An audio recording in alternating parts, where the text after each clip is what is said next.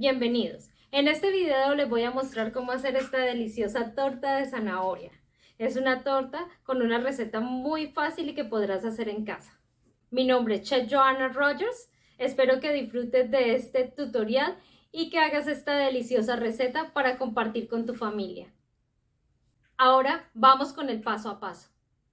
Los ingredientes son huevos, azúcar, aceite, nuez, harina, polvo de hornear, bicarbonato, sal, canela, nuez moscada, zanahoria, buttermilk o leche y vinagre. Paso a paso. Colocamos en nuestro bol azúcar, huevos y también voy a agregar un poco de vainilla, pero esta es opcional, así que si no la tienen, no la agreguen, pero le va a dar un sabor muy rico a nuestra torta. Una vez hecho esto, vamos a iniciar a batir toda nuestra mezcla hasta que cambie de color y haya aumentado de tamaño. Cuando ya haya aumentado de tamaño, lo que vamos a hacer es agregar el aceite en forma de hilo. La idea con esto es integrar muy bien el aceite para que nuestra mezcla quede esponjosa. Entonces agregamos este aceite y cuando ya hemos terminado de agregarlo vamos a batir un poco más nuestra mezcla y vamos a agregar la buttermilk o la leche. Si no tienen buttermilk pueden agregarle leche. Además es una cantidad muy pequeña. Vamos a batirla y una vez hemos integrado esta, lo que vamos a agregar es el vinagre con el bicarbonato. Esto va a ser una efervescencia que va a hacer que nuestro batido quede un poco más esponjoso. Una vez integrado, lo que vamos a agregar son los secos. Los secos están previamente tamizados, tiene la sal, la canela, la nuez moscada y la harina. Todo esto lo he tamizado. Lo vamos a ir mezclando en forma envolvente hasta que quede totalmente homogénea toda nuestra mezcla.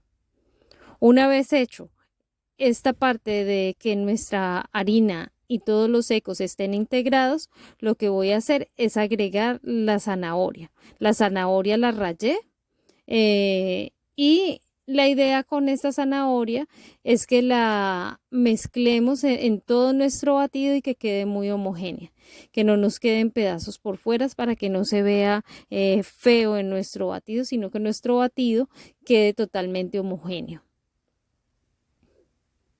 Una vez agregada toda esta zanahoria, voy a agregar los frutos secos. Estos frutos secos los trituré para que queden en una forma mucho más fácil de que la persona la pueda comer.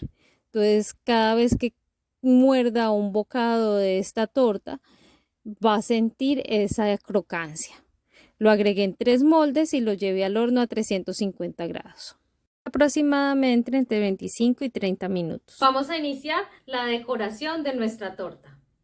Tenemos en nuestra manga pastelera frosting de queso crema. Aquí arriba les voy a dejar el enlace de cómo hacerlo. Ya lo había enseñado en otro tutorial. Vamos a agregarlo y vamos a ir haciendo capas para que quede muy parejo. Utilicé una boquilla de Wilton. Les voy a dejar también en la descripción el número de boquilla que es una boquilla redonda. Y la vamos a colocar alrededor de toda nuestra torta y tratamos de que quede muy parejo para que nuestra torta no se vea desnivelada.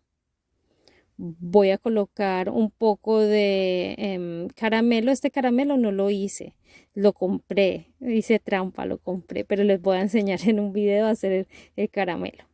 Entonces es opcional la parte del caramelo, si no la tienen no lo agreguen. El caramelo le da una tonalidad de sabor muy rica, pero si no lo tienen, no lo agreguen.